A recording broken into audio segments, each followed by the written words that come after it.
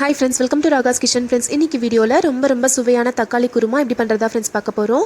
இது வந்து இட்லி, தோசை, சப்பாத்தி, பூரி, சாதம் அதே மாதிரி இடியாப்பத்துக்கு கூட ரொம்ப சூப்பரான சைட் டிஷ்ஷா இருக்குங்க. சோ நீங்க கண்டிப்பா ட்ரை பண்ணி பாருங்க. இப்போ நம்ம வந்து தக்காளி குருமாக்கு அரைக்க வேண்டிய மசாலா எல்லாத்தையுமே அரைச்சு எடுத்துறலாம். ஒரு மிக்ஸி ஜார்ல 1/4 மூடி அளவுக்கு தேங்காய் வந்து கட் பண்ணி போட்டுருக்கேங்க. இது கூட 2 ஸ்பூன் அளவுக்கு பொட்டுக்கடலை, 2 பச்சை மிளகாய், 1 ஸ்பூன் அளவுக்கு சோம்பு, 1 டீஸ்பூன் அளவுக்கு கசகசா,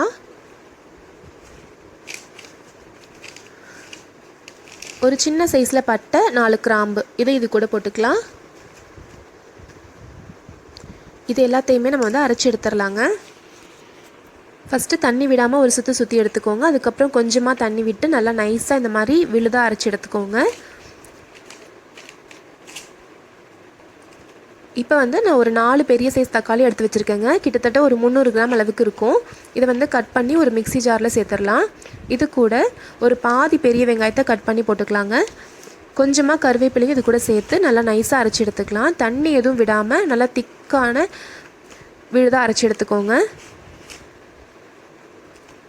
பாருங்கள், இந்த மாதிரி நல்லா திக்காக அரைச்சி எடுத்துக்கோங்க. இப்போ ஸ்டவ்வில் ஒரு வாணலி வச்சுக்கலாங்க. அதில் ஒரு 1.5 டேபிள் ஸ்பூன் அளவுக்கு எண்ணெய் விட்டுக்கலாம். எண்ணெய் நல்லா சூடானதும் 1 ஸ்பூன் அளவுக்கு சோம்பு சேர்த்துடலாம். கூடவே ஒரு பிரியாணி இலை, ஒரு சின்ன சைஸ் பட்டை, 4 கிராம்பு சேர்த்துடலாங்க. சோம்பு நல்லா பொரிய ஆரம்பித்ததும் இது கூட ஒரு 10 பல்லு பூண்டு சேர்த்துடலாம். 1 கப் அளவுக்கு பெரிய வெங்காயத்தை கட் பண்ணி வச்சுருக்கேங்க. அதையும் இது கூடவே சேர்த்துடலாம். சேர்த்துட்டு கொஞ்சமாக கருவேப்பிலையும் சேர்த்து நல்லா வதக்கிக்கலாங்க. நான் கொஞ்சம் கருவேப்பிலையும் சேர்த்துறேன். இப்போது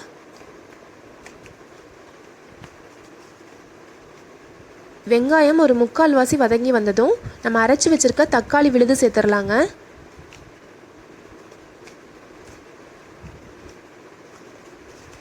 தக்காளி விழுது சேர்த்ததும் இதுக்கு தேவையான அளவுக்கு நீங்கள் உப்பு சேர்த்துக்கோங்க.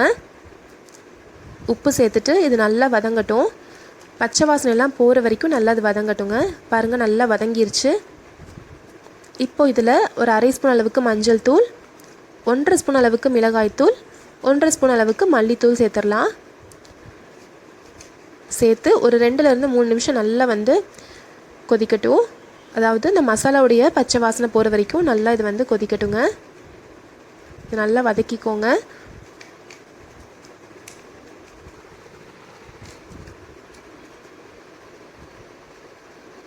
இப்போ இது கூட நான் ஒரு கப் அளவுக்கு தண்ணி சேர்த்துக்கிறேன். உங்களுக்கு எந்த கன்சிஸ்டன்சியில் வேணுமோ, நல்லா திக்கான கிரேவியாக வேணும் அப்படின்னா தண்ணி கொஞ்சம் குறைவாக சேர்த்துக்கோங்க.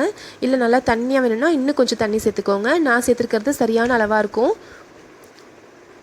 இப்போ இதை மூடி வச்சிடலாம். இது நல்லா கொதிக்கட்டும். தண்ணியோடு சேர்த்து நல்லா கொதி வரட்டுங்க. பாருங்கள், நல்லா கொதிக்க ஆரம்பிச்சிருச்சு.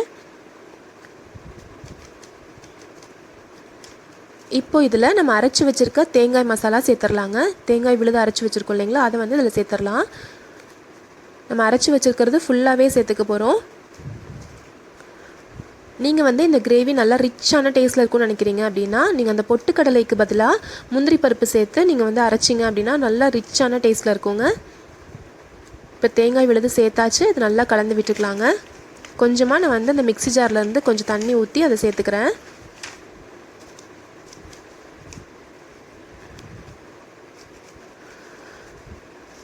இப்போ இது நல்லா கொதிக்கட்டும். ஒரு 2லேருந்து 3 நிமிஷம் விட்டிங்கன்னா நல்லா கொதிக்குங்க. நல்லா கொதித்ததும் நம்ம ஸ்டவ் ஆஃப் பண்ணிவிட்டு கொத்தமல்லி தழை தூவிடலாம். பாருங்கள், நல்லா கொதி வந்துருச்சு. நான் கொத்தமல்லி தழை தூவிட்டேன். நல்லா ஸ்டவ் ஆஃப் பண்ணிவிட்டு நல்லா கலந்து விட்டுறலாங்க. ரொம்ப சுவையான தக்காளி குருமா ரெடி ஆயிடுச்சுங்க. நீங்கள் இன்றைக்கே கண்டிப்பாக நீங்கள் ட்ரை பண்ணி பாருங்கள். ரொம்ப டேஸ்டியாக இருக்கும். நான் இன்றைக்கி சப்பாத்தி கூட சர்வ் பண்ணியிருக்கேங்க. நீங்கள் ட்ரை பண்ணி பார்த்துட்டு எப்படி வந்துச்சுன்றதை சொல்லுங்கள். இந்த ரெசிபி உங்களுக்கு பிடிச்சிருந்துச்சுன்னா நம்ம சேனல் ராகாஸ் கிச்சனில் ஒரு லைக் கொடுங்க. ஃப்ரெண்ட்ஸ் கூட ஷேர் பண்ணிக்கோங்க. சப்ஸ்கிரைப் பண்ணி வச்சுக்கோங்க. தேங்க்யூ.